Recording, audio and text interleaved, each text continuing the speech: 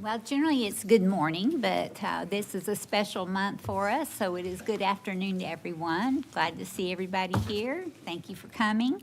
This is the September 9, 2025 board meeting. It's at 3:00 p.m. And it is also, we will have our first public budget hearing at 5:05. So if we are not done with our board meeting, we'll pause and have that budget hearing at 5:05. And our meeting is available on our YouTube link. And at this time, if everyone would rise, we'll have our invocation and our pledge. Heavenly Father, thank you for this day, Lord. Thank you for this opportunity to gather and review the natural resources you've provided us. Father, I pray your blessing on each and every person represented here today. Give them safe travel to and from this meeting.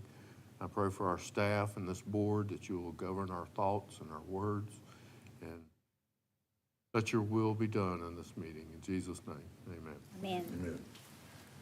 Pledge allegiance to the flag of the United States of America and to the republic for which it stands, one nation under God, indivisible, with liberty and justice for all.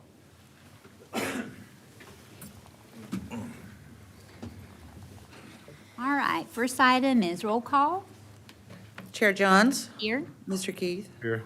Mr. Schwab, Here. Mr. Smith, Here. Mr. Sessions, Here. Mr. Thompson, Here. Mr. Lloyd, Here. Mr. Wheeler. Here. Madam Chair, we have a quorum. Thank you, Robin. We'll take care of a little bit of business here. We have an oath of office. And Tom, don't use any big words with me. Don't know any.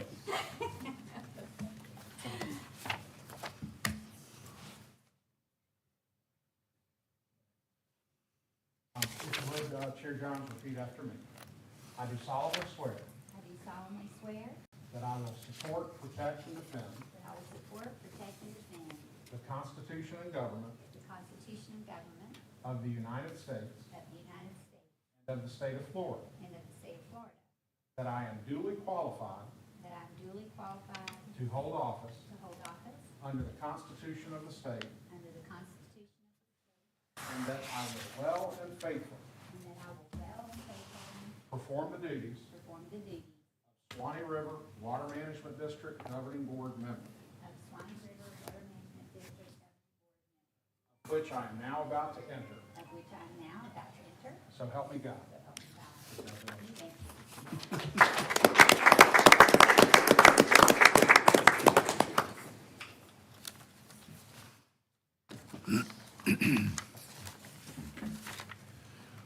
All righty. We'll get back to our business here, and do we have any amendments to our agenda? No, ma'am, no amendments to the agenda. All righty, thank you, Robin. Is there a motion to accept the agenda as presented? I made that motion, Madam Chair. Second it. We have a motion and a second. All in favor say aye. Aye. Those opposed, like sign. Motion carried.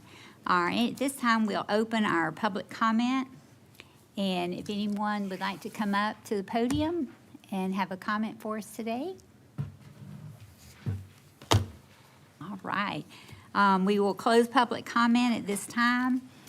And I do have a couple of comment cards for item 25, and if you would like to speak at that time, then I'll pause and we can do that as well. All right, we have a consent agenda. If everyone has had a chance to read through that, and is there a motion on the consent agenda? Make that motion, Madam Chair. Will we approve it? Second. We have a motion and a second. All in favor say aye. Aye. Those opposed, like sign. Motion carried. Madam Chair, if I could Oh, make yes, one sir. comment.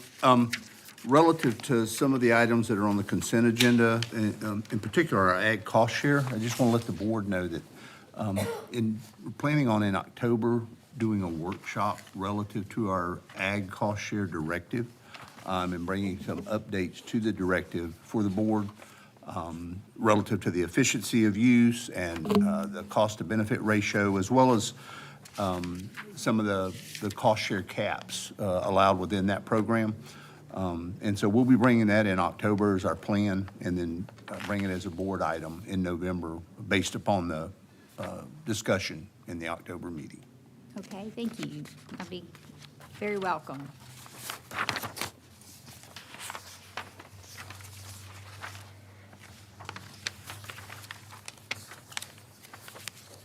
Let's see here. Let's go ahead and let Robbie come up and tell us about our weather. Good afternoon, Madam Chair, members of the board. I'd like to present the hydrologic conditions report for August 2025. I'd like to thank Matthew Jordan. He sent me over this great photo of the Wacissa River over in Jefferson County. He's part of the HDS group. They were actually out shadowing the USGS, and they were actually trying to see how they take river levels, and they also do their discharge measurements out there too. The Wacissa River is going to be one of those sites that we pick up data collection on from the GS starting October 1st. So they were out kind of getting shown the ropes a little bit by the USGS on how they do things. I think it's a great photo. I want to thank Matthew for sending this over. I love this river. It's beautiful with not only the flora, but also the fauna out there that you can see. If you haven't had a chance to take a canoe or kayak down this river, I think it's highly suggested to do so someday just as a mental health break. It's a really beautiful river. But thank you to Matthew for sending this over. I think it's a wonderful photo and definitely a great way for us to start our hydro report for August 2025. All right, our rainfall for August 2025, we had a rainfall amount on an average for the district of 6.5 inches, which represents about 15% lower than that long-term average of 7.7 inches.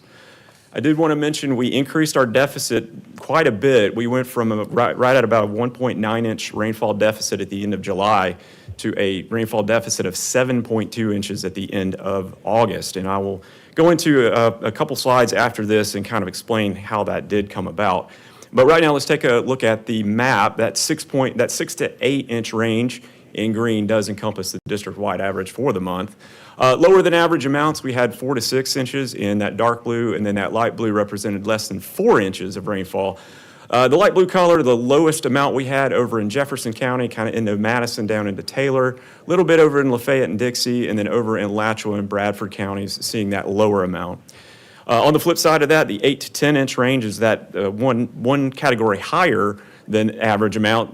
That's in orange, 10 to 12 inches in that red color. And then we had more than 12 inches of rainfall in some spots, most notably down in Levy County, a big part of southern Levy County, and then almost right here at home in Live Oak, just up north of here in Suwannee County, in that pink color, both spots showing those more than 12 inches of rainfall for the month of August. As I mentioned, we did have a rainfall deficit of 1.9 inches roughly at the end of July. We had this great big rain event, rainy month, if you will, in August 2024. We got around 11.8 inches of rain for average for that month.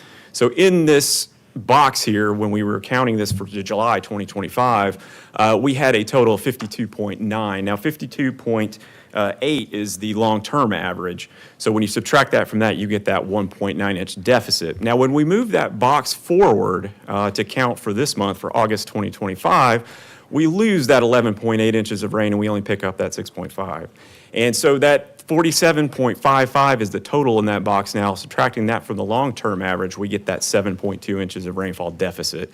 Another thing I wanted to point out in this graphic here, most notably, is there are only a handful of months where we're seeing above this dotted line, and this dotted line represents the average amounts. Higher than average amounts we saw in September 2024, January 2025, and March 2025.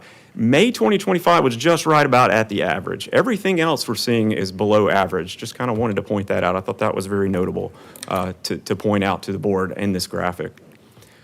With that said, departure from normal precipitation, this is from August 9th through, September 7th. We're seeing some deficits in our district, anywhere from breaking even to 2 inches of rainfall deficit in that yellow color, kind of doing like a little bit of a V down into the bottom of our district. 2 to 4 inches of rainfall deficit in that orange color, seeing those at the extremes over in the east of our district and over in the west.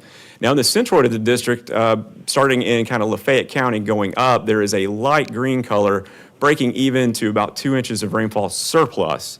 So we got a little bit more rain up in the northern part of our district.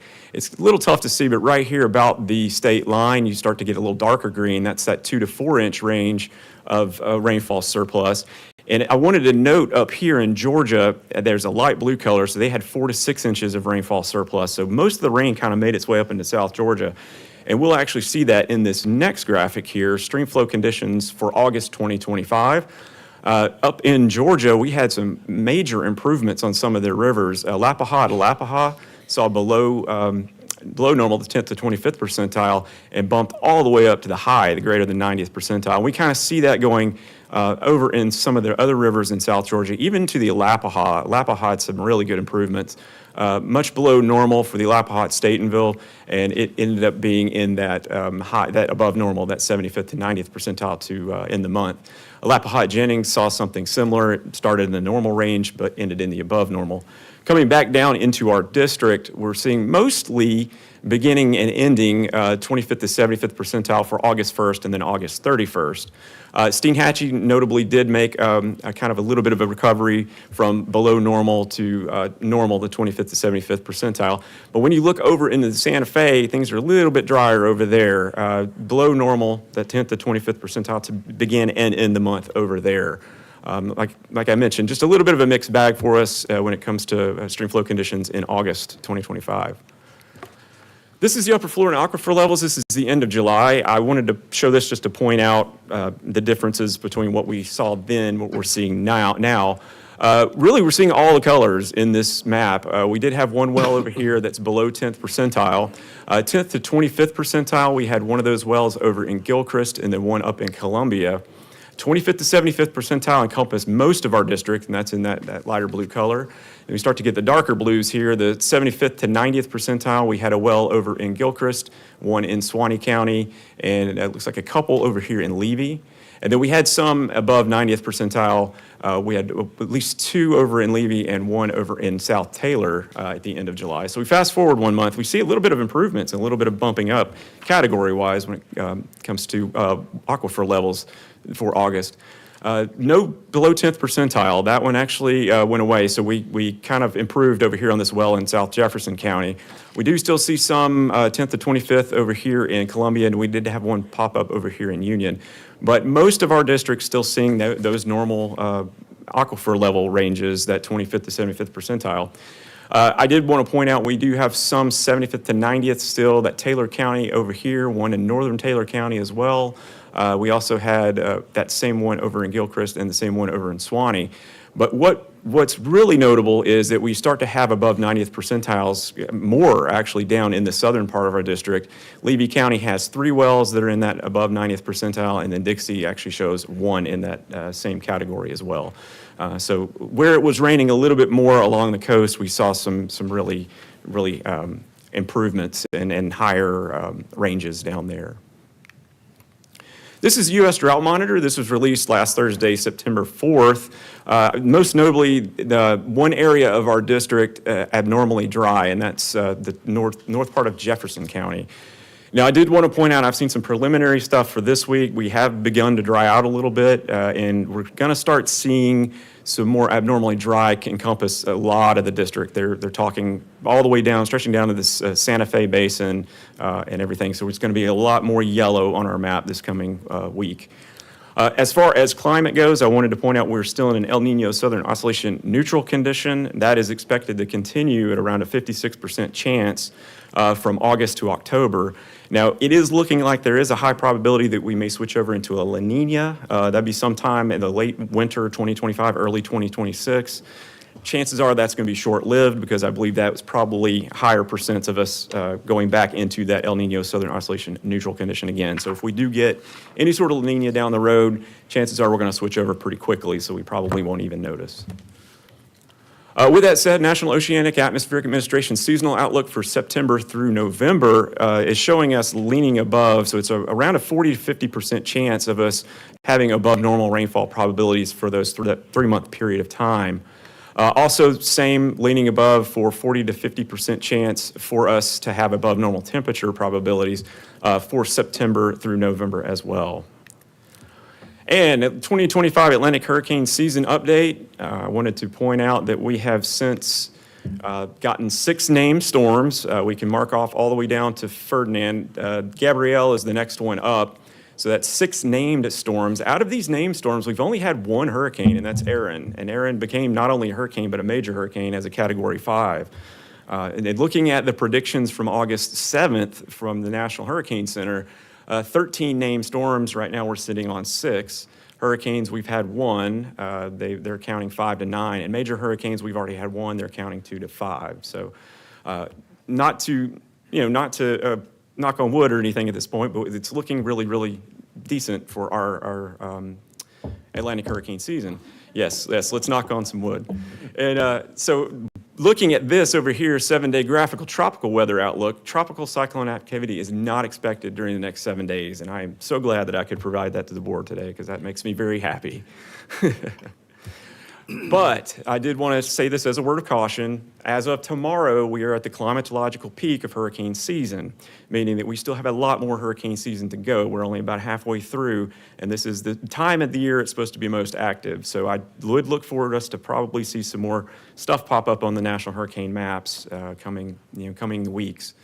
I have noticed, or I've read that anywhere from August to October, so in this area, about 2/3 of all the storms are formed. So we've got quite a bit of time to go until we're out of the woods on this hurricane season.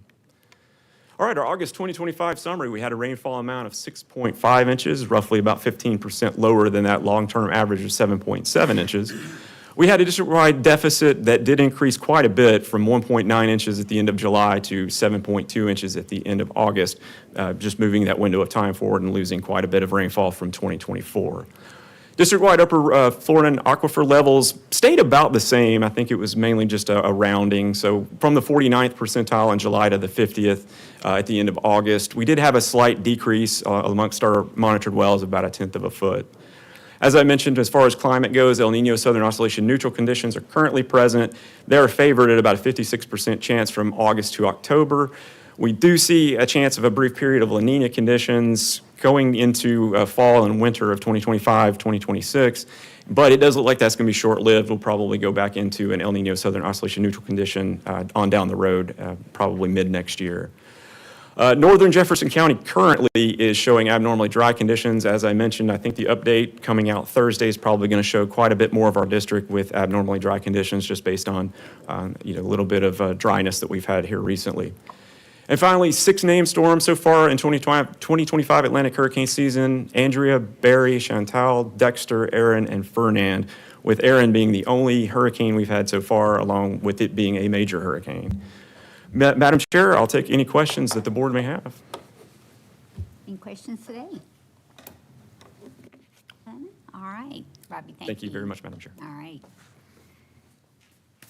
Would you like to recognize any agencies here today or a service Well, recognition? Madam Chair, and you've already touched on this, particularly relative to item 25 on our agenda for our river grants, and the proposed list of projects for that. We have a number of representatives from our communities here today.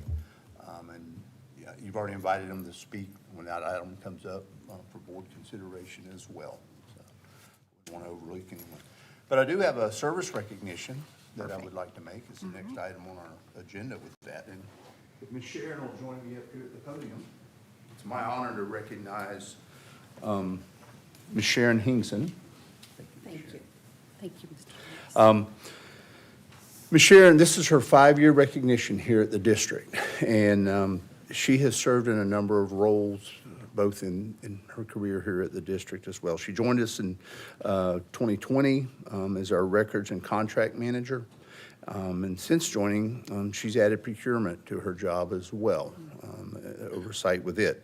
And then if that's not enough, during this time of the year, hurricane season, drawing from her previous experience that I'll speak to in just a moment, she serves as our planning section chief when we activate our response team relative to hurricane. She got quite a workout last year with that, and this year already spinning up and being prepared for what's coming or what is potential to be here with it. Prior to working at the district, she's employed with the Suwannee County Sheriff's Office, Division of Emergency Management, and that's the experience that I referenced. She obtained her advanced professional certification through FEMA in 2018 and her professional emergency manager in 2019, prior to coming to the district. And during her time with emergency management, she worked numerous disasters with response, Tropical Storm Debbie, countless hurricanes, and floods within the area. And then working with FEMA after the storms to develop some of the worksheets, processing for approval, and reimbursements on behalf of the county, and a lot of the administrative work that goes on associated with FEMA. While she's been employed here at the district, she's also obtained her certified contract manager certification and her records manager certification. She's an active member of the district splash team. She enjoys working closely with all of the district staff, including me. And in her spare time, she enjoys spending time with her family and friends. She's a very proud grandmother. And she also likes to play pickleball. And she does that on several occasions. She loves the outdoors, and in the evenings you may find her at the park playing pickleball or watching her grandkids there as well. And on weekends, she likes to get out and explore. She likes to travel as well, she and her husband. And she's also very active, very active in her community church, where she teaches adult Bible study and works with the K through 12 grade in Awana. And I posed the question, what is Awana? I wasn't familiar with that acronym. It actually represents approved workmen are not ashamed, and it's drawn from 2 Timothy 2:15 with that. So, Ms. Sharon, thank you for your Thank you. 5 years. Thank I you. appreciate that. It means a lot. And we have and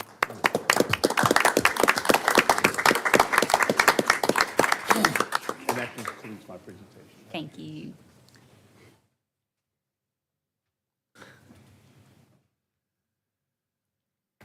Sharon, thank you for staying with us for that much. And I don't know when you have time to sleep, because it sounds like you're busy all the time.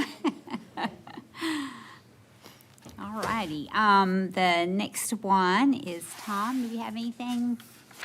Yes, ma'am. Under my items, I just have one, which is Agenda Item 9. It begins on page LC 1. That is a proposed governing board directive.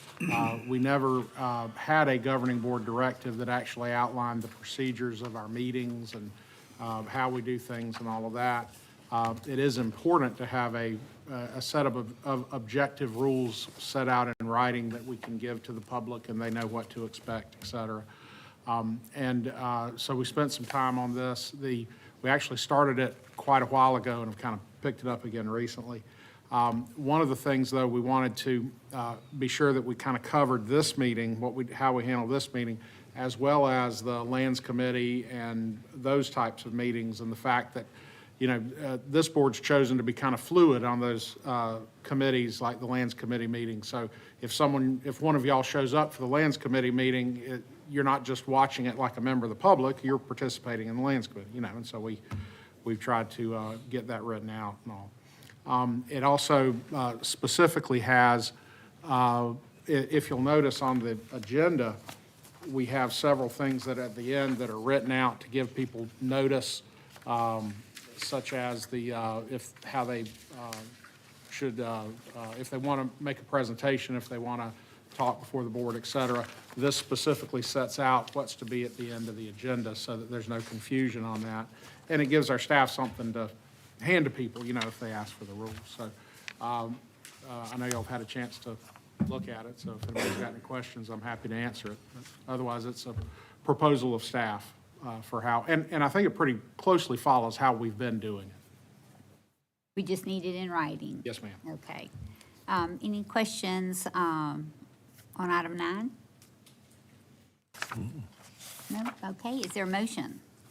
So move. Second. We have a motion and a second. All in favor, say aye. Aye. Those opposed, like sign. Motion carried. Thank you. Thank you, ma'am. Nothing else. All righty. Then let's see here. Okay, Mr. Tim. Good morning, afternoon. Good afternoon, Madam Chair, member of the board, those in attendance. For Business and Community Services, you should find 17 items on today's agenda. These are items number 10 through 26. Items number 11 through 19, along with items number 22 and 24, were approved by way of consent agenda, so thank you for those approvals. Items for your information or consideration, we'll start with item number 10, the facilities update, and this will be given by our Office of Administration Chief, Mr. Ben Glass. Item number 20 is an informational item. Item number 21 is the FY 2025-2026 Annual Regulatory Plan, and this item will be presented by Warren Zwonka, and it starts on BCS page 58. Our Division Director of Resource Management, Mr. Leroy Marshall, will cover item number 23, and then the Chief of the Office of Environmental Projects, Ms. Mary Diaz, will present our last two items. That's item number 25 and item number 26, and those items begin on BCS page 86. So, Ben?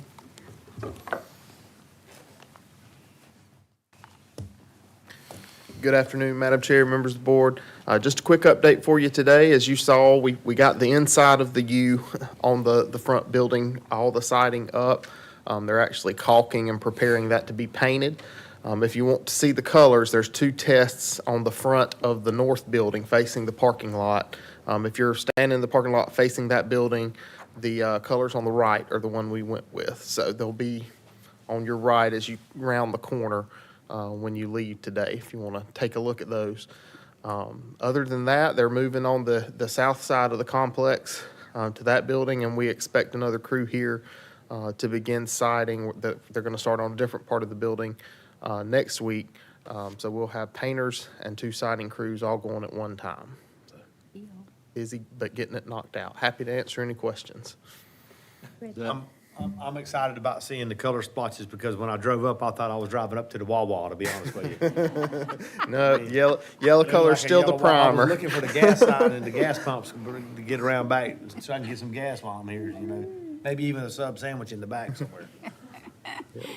Madam Chair. Yes, sir. Is where they got, I know they got the lighter color on the, looks like on the main part, and then a darker color on the trim. Is that the way it'll be? Madam Chair.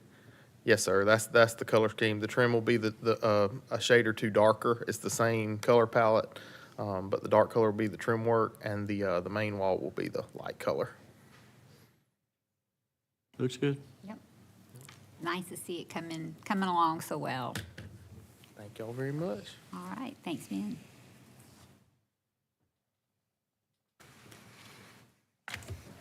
Madam Chair, members of the board, good afternoon. I don't get to say that very often. And since I'm in front of you, you know either the aquifer is about to be recharged or a rule is about to change. And in this case, it's the latter. I'm bringing you item number 21, found on page BCS 58. Little background, all agencies in the state are required by statute to submit a plan for proposed rulemaking in the upcoming year. The district is not required to complete all the proposed rulemaking in the plan, but the rulemaking must be listed in the plan before it can proceed.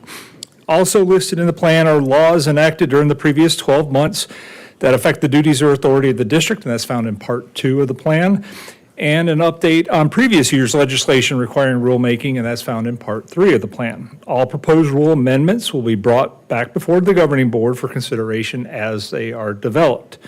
Significant changes to the rulemaking process were made in 2025 in the session, which include full disclosure of estimated regulatory costs and amendments to materials incorporated by reference, a minimum 7-day separation between the notices of rule development and proposed rule, a 180-day deadline to publish proposed rule after notice of rule development, and new regulatory metrics that will need to be tracked and reported annually in addition to the quarterly metrics already being reported.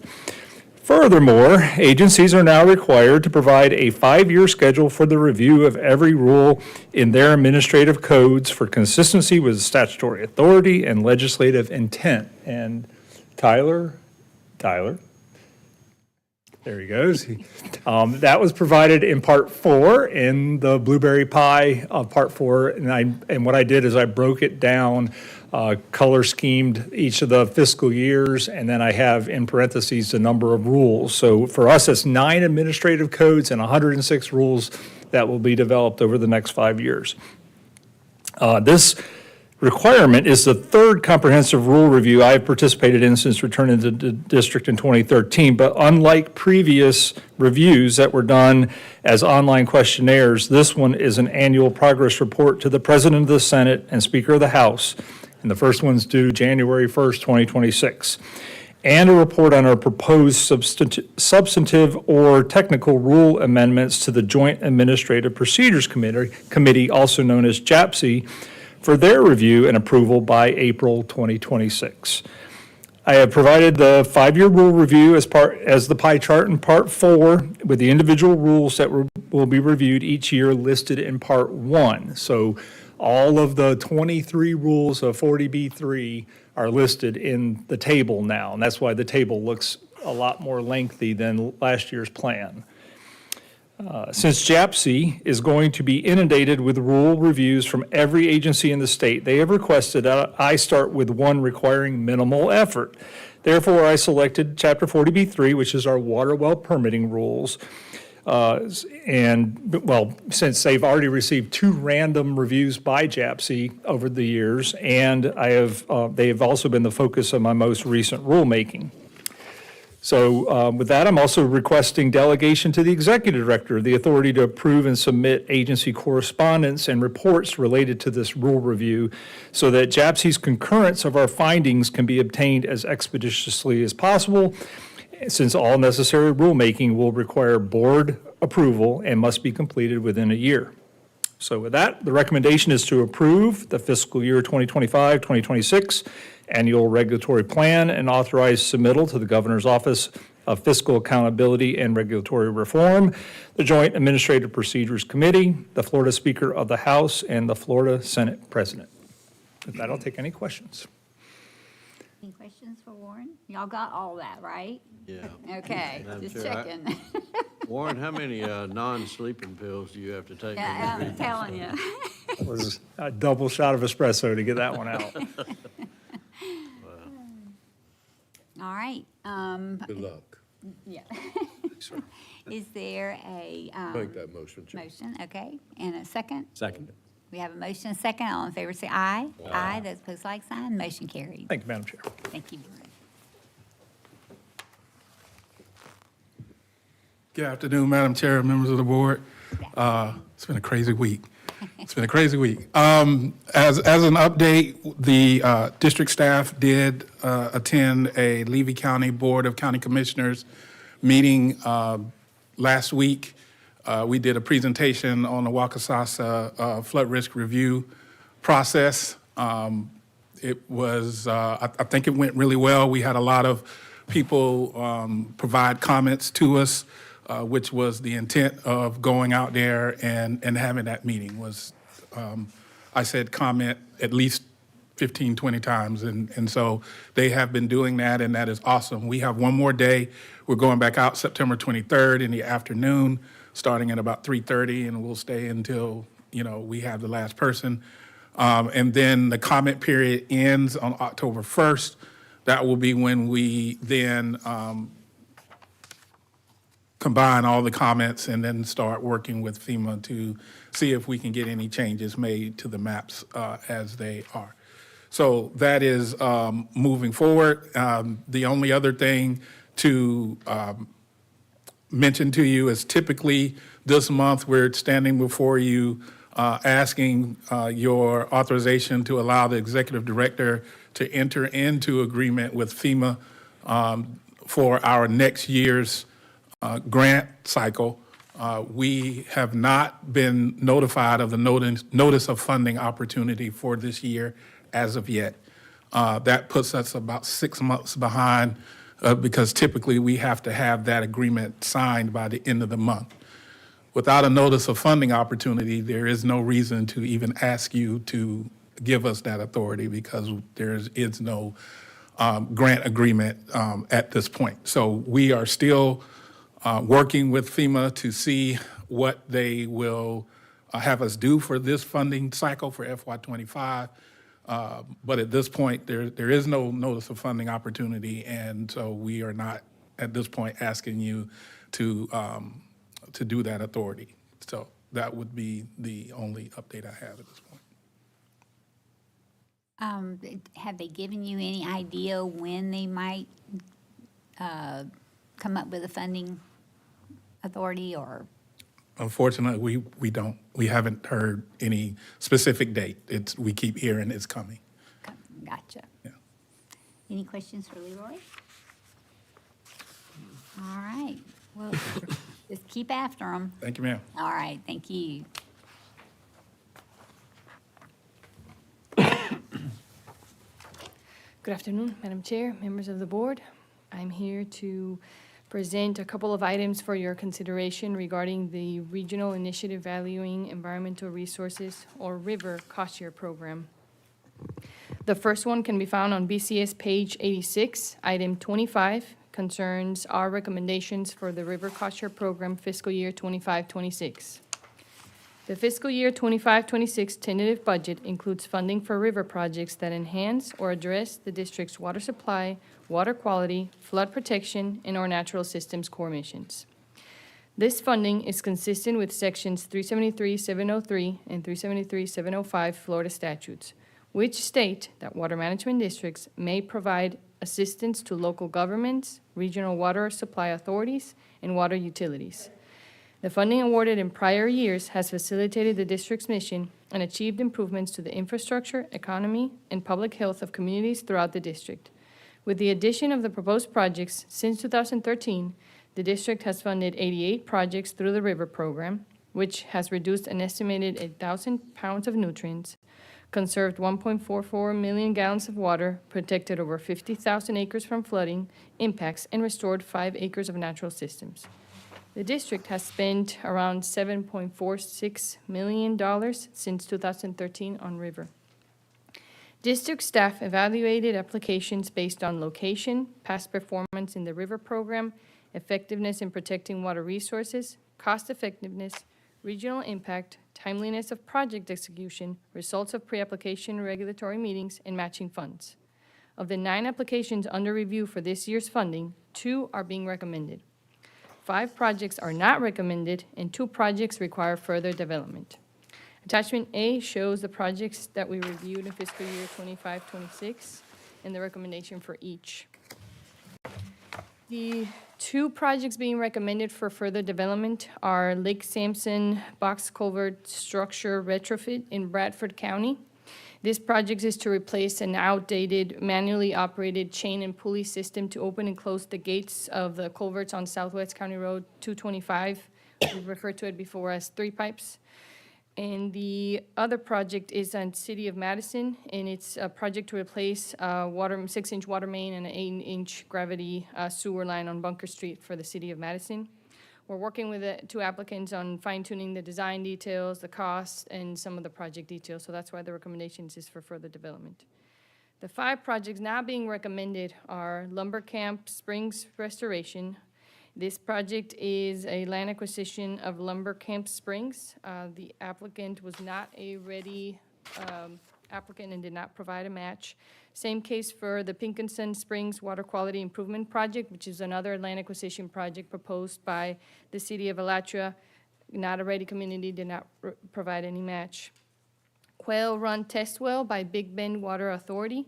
This project was an exploratory drilling to find good water, to find water, to determine water quantity and water quality of the site. The FSU Compounding Inland Coastal Flood Risk Under Climate Change. This project was a study by FSU to study environmental justice under climate change from compounding inland and coastal flood perspective. We could not fit that project under our core missions. And the Old Town Wastewater Treatment Facility Feasibility Study by Dixie County. This was a duplication of the Fanning regionalization study that the district is currently doing, and so therefore these 5 are recommended not recommended for funding. Tyler, we could go to the pictures? Thank you so much. And then the two projects being recommended, so this is Little River Springs Erosion Control, Suwannee County, and they're here in the audience. They've applied for a project to construct an appropriate bank stabilization design on the northwest side of Little River Springs that has seen some extensive erosion due to flood and storm damage. And so these are just some of the pictures. You can see the erosion on the bank. This is to compare that southern side. That was another river project that we completed, and it's held. I will say they're not proposing the same thing to do on the northwest side. It will be a more tiered system, bank stabilization system, and it will include some vegetation, so it won't look exactly like the south side. It'll be better. And these are more pictures, show stability right there on the water, and I think that's it on my pictures on Little Suwannee. And the other project is White Winged Dove Drainage Improvement in Madison County. This project is to construct an appropriate culvert crossing with erosion armoring system to address the current erosion that occurs during rainfall events at White Winged Dove Road. The drainage area for this project is approximately 1,600 acres, and so this will provide that flood protection, which our river directive does say that we have to do a flood protection project every year. And so this would be our flood protection project. And as you can see, there's the county has done repair after repair of this area, and there's been lots of complaints of flooding, and a secondary benefit would be reducing the amount of sedimentation that goes into that receiving water body. So with that, the recommendation is to authorize the executive director to execute contracts for the projects listed with the appropriate entities for the fiscal year 25-26 Regional Initiative Valuing Environmental Resources Cost Share Program for an amount not to exceed $744,907. With that, I'll take any questions. Any questions on these projects? Okay, is there a motion I made the motion. and a second? We have a motion and a second. All in favor say aye. Aye. Those opposed, like sign. Motion carried. Thank you. Thank you. Thank you so much. The next item for your consideration can be found on BCS page 89, item 26, and it's regards to the directive of the River Cost Share Program.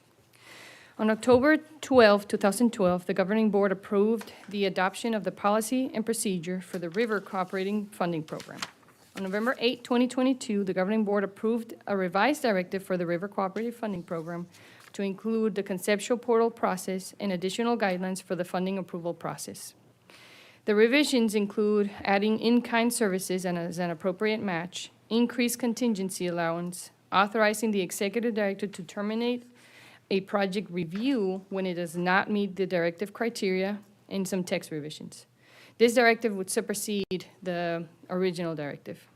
So the main change on this directive is granting the executive director the authority to review and decline a project application that is inconsistent with the district's core mission or with the governing board directive.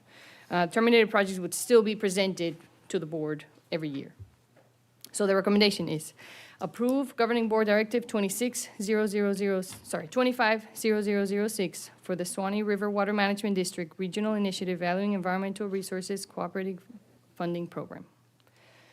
With that, I'll take any questions. Questions on this item? Nope. Is there a motion? So moved. Second. We have a motion and a second. All in favor say aye. Aye. Those opposed, like sign. Motion carried. Thank you so much. Thank you. Thank you, Tina. All right. Caitlin?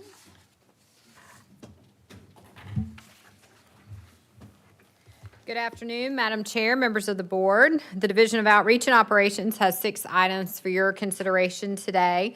Item number 27, 28, and 30 are for informational purposes.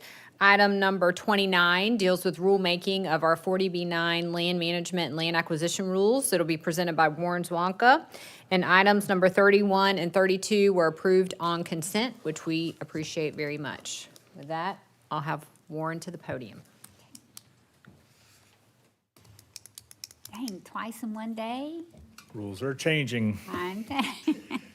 Good afternoon again, Madam Chair, members of the board.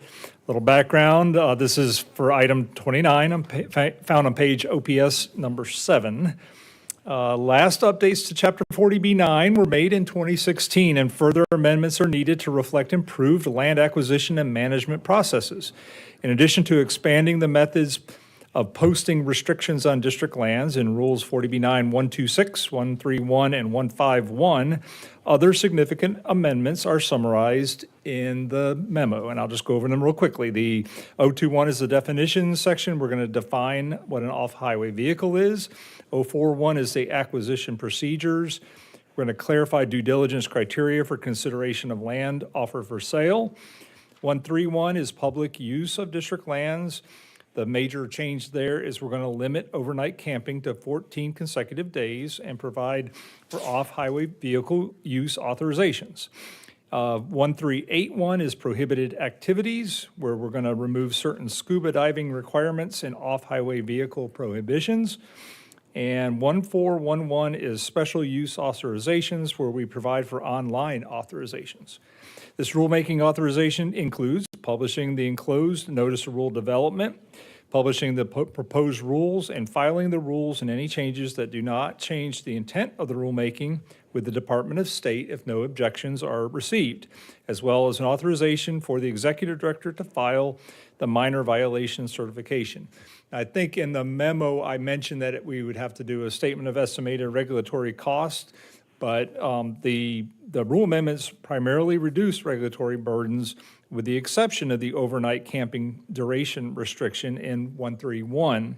The cost of enforcing it on the one or two people that overstay their welcome on our goose pasture track every year will not exceed or even approach the $200,000 a year CERC threshold. So while I will assess the regulatory cost, it will not require a statement of estimated regulatory cost for the rulemaking. So with that, I think that's the recommendation. The recommendation is to authorize staff to amend Rules 40B9, 021, 041, 126, 131, 1381, 1411, and 151 Florida Administrative Code. With that, I'll take any questions. Any questions for Warren on this one? I have a question. Go ahead. Yeah. So, who's monitoring, who's staying over 14 days? I mean, y'all, taking a look at, game cameras, or how's that work? I might have to call our lands chief, Lorna, to the podium. My understanding is that it is a very infrequent occurrence that occurs on only one of our tracks, and that it happens 1 or 2 times a year, if that. So what is the penalty for staying over 14 days?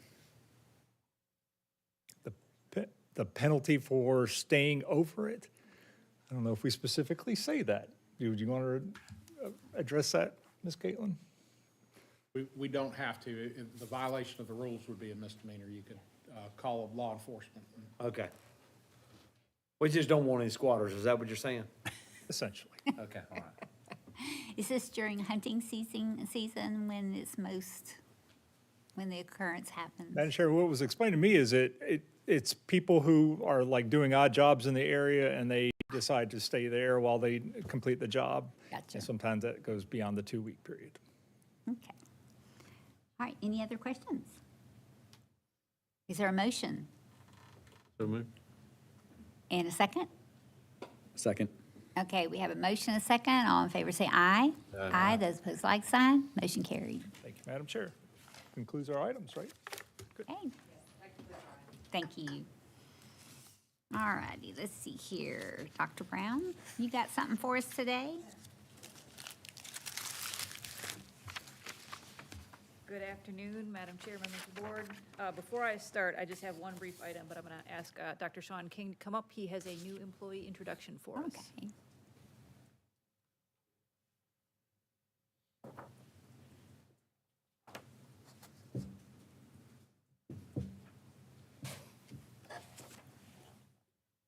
Good afternoon, Madam Chair, members of the board. I just want to introduce our new employee, Katie Schoenberger. She's going to be joining our team as an MFL scientist. And Katie is a recent graduate of the University of Florida.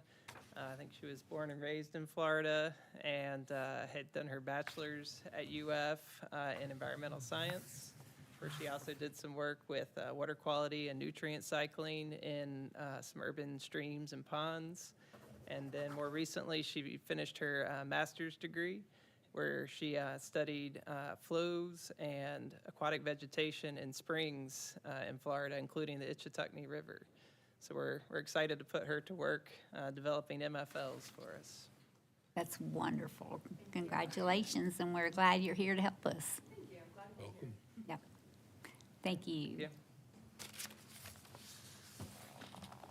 So, Madam Chair, members of the board, I just have one item for you, and that's just a verbal update, item 33.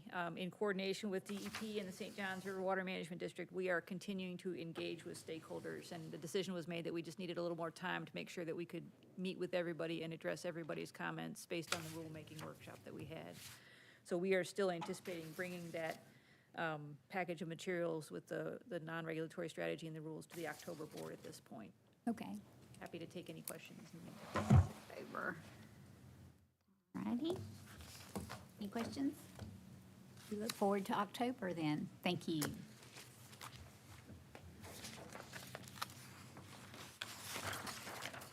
Madam Chair, I don't know, relative to item 25 in our river grants, I don't know if any of our audience would like to make any comments.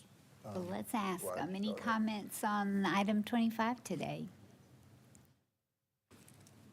And we appreciate y'all coming all the way over for our meeting today. Madam Chair, members of the board, Alden Rosner, Sewanee Parks and Recreation. I just want to thank you for your consideration for our application for the river grant. Little River Springs is one of our more popular destinations. We know it averages over, in the past 12 months, over 64,000 visits. So this will go a long way to helping us maintain that resource for the community. So thank you again for your support. I really appreciate it. Yes, sir. Good luck. Thank you.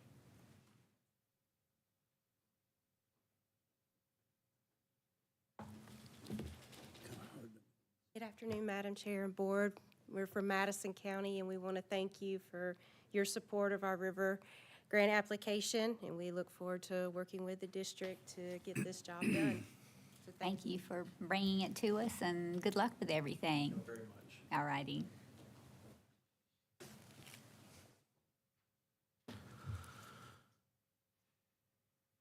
And we do appreciate y'all being here today and the applications that they submitted for our grant program. Madam Chair, I don't have a lot of comments today. I just want to let the board know that we have had numerous outreach meetings, both myself and staff, relative to an item that you'll hear more about next month, but that is our Lower Santa Fe and Ichetucknee non-regulatory strategy, which we're planning to bring to the board next month for their approval. And the rule development, the workshop that have been held, you are aware of those. But additionally, going forward, the development of that rule and then ultimately and hopefully being able to get it before the legislature in the 26th session.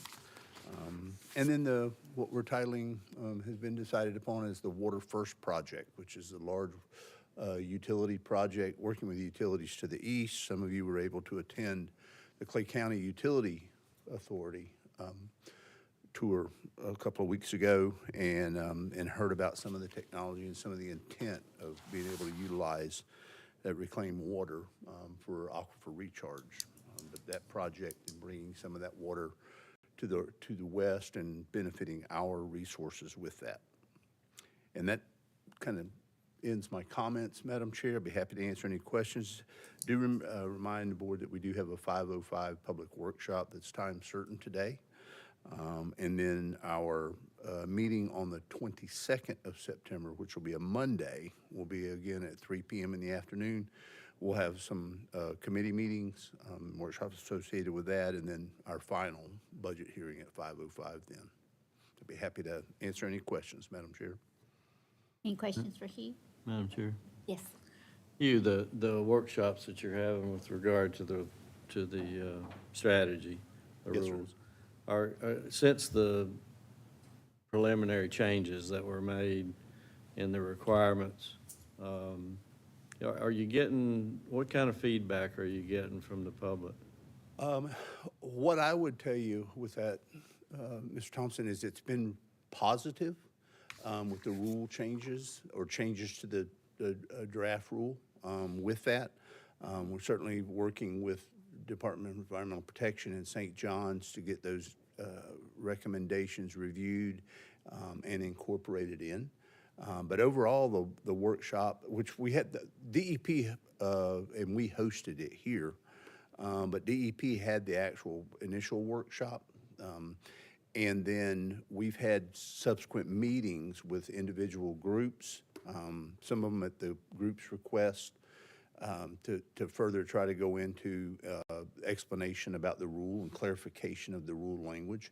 And we've received some written comments back relative to that rule language, most of which I think is not changing the intent of the rule, but clarifying the way that the rule language is presented with that. Sometimes whenever you get government types and you get attorneys involved in writing language, sometimes it gets, while it meets the legal intent, it's not exactly clear. But we have received quite a bit of clarification language with it. As a board member, I appreciate your and staff's efforts in communicating with the public on these obviously very important changes that are going to affect, especially our ag communities. Yes, sir, in our district. In a way that having that information before the rule is implemented makes a big difference. And I'm sure, as has been in the past, if you all have received any feedback on it, you would communicate that to me and to our staff as well. And I would encourage you to do that if you do receive feedback on it. And, Madam Chair? Now, one other comment I will make is with regard to the little trip we went over to Clay County Utility. I was encouraged by the, I don't know, maybe just my being interacted or being exposed to the potential of what they can do with water and how they can scrub it and clean it up. I'm encouraged that there may be some opportunities for us to make some pretty dramatic, changes or inputs back into this aquifer over here. Yes, sir. With reuse of water. Reuse that groundwater that's already pulled up rather than sending it out to tide. It's a extremely beneficial use of that water, that resource. Just need the money. There you go. Any other comments, questions for Hugh? All right, I'm going to just reiterate that we do have a public hearing at 5:05. And this time I'll ask for a motion to adjourn our board meeting, and then everybody be back here before 5:05 for the next one. Motion to adjourn. Second. We have a motion and a second to adjourn our board meeting. All in favor say aye. Aye. Those opposed, like sign. A meeting adjourned. I've come to appreciate legal.